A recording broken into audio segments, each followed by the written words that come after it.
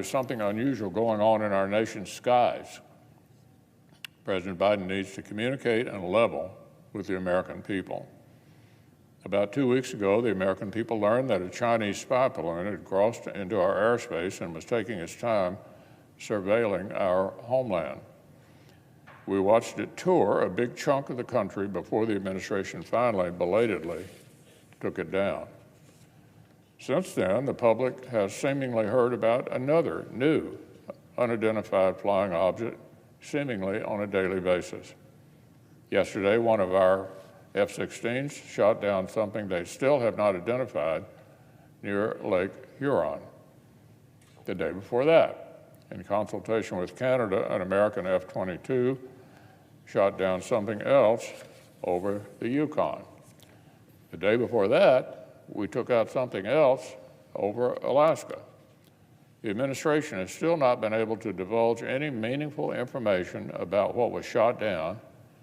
What in the world is going on? Has the Biden administration just dialed the sensitivity of our radars all the way up?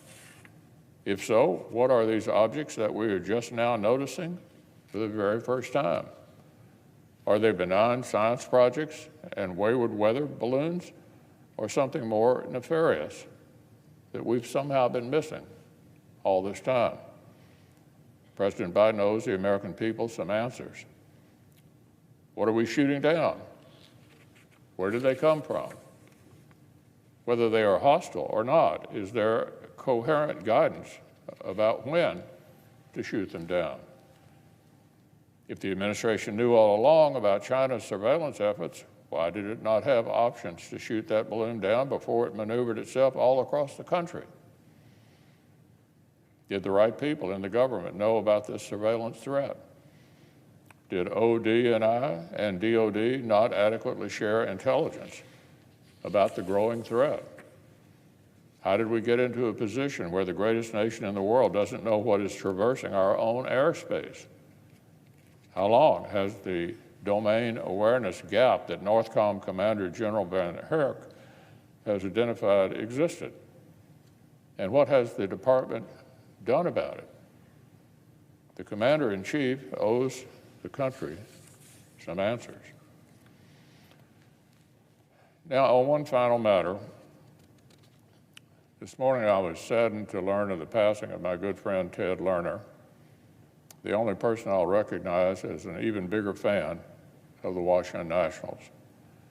When Ted bought the Nationals franchise in 2006, he helped a hometown team plant deep roots in our nation's capital for the first time in 33 years.